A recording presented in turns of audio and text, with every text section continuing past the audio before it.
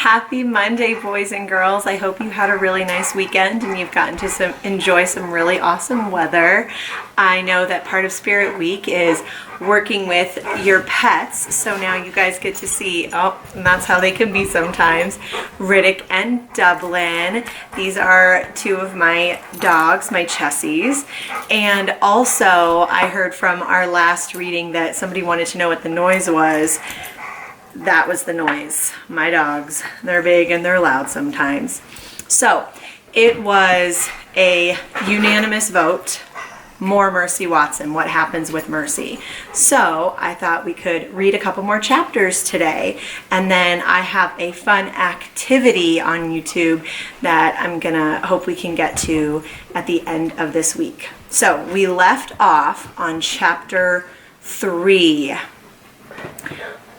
Boom!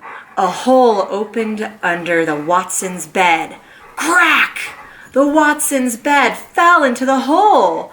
Mr. Watson woke up. Mrs. Watson woke up. Mercy woke up too. What the? Said Mrs. Watson. Oink! Said Mercy. It's an earthquake! Shouted Mrs. Watson. It's the end of the world! Nonsense, said Mr. Watson, but he did not sound very sure. He sounded frightened. Mercy, however, was not frightened. Mercy was hungry. Oink, said Mercy again. She moved to the end of the bed. Boom! Crack!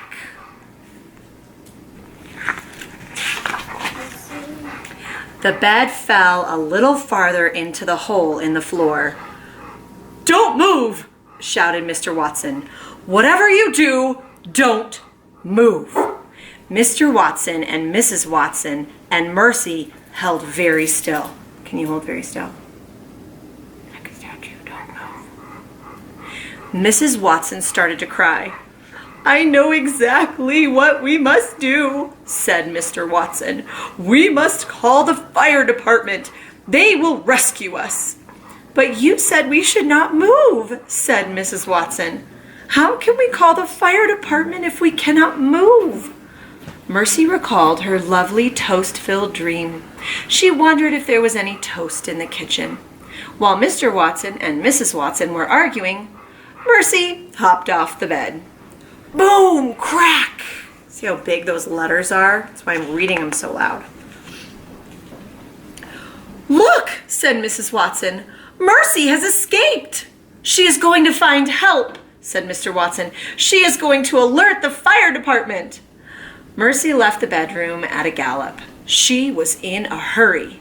She was on her way to the kitchen. She was looking for some toast.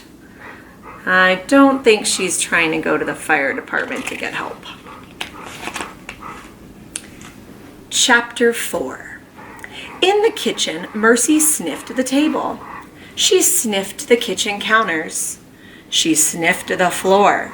But there was no toast. There was not even a crumb of toast. Mercy's stomach growled with disappointment. She's looking all over for some of that buttered toast. Boom! Crack! Help us, Mrs. Watson called. Mercy thought very hard. Where could she get a snack? And the answer came to her. Baby Lincoln always had sugar cookies. Baby Lincoln lived next door.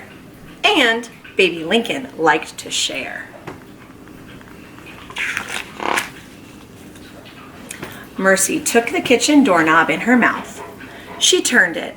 Help! Mrs. Watson called again.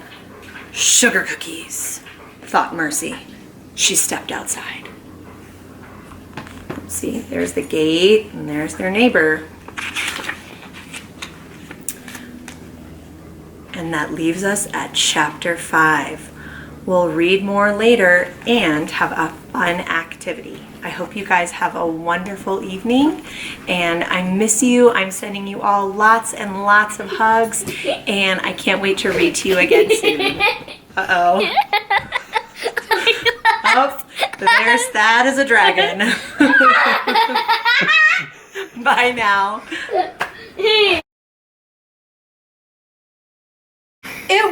a dragon. It was a triceratops.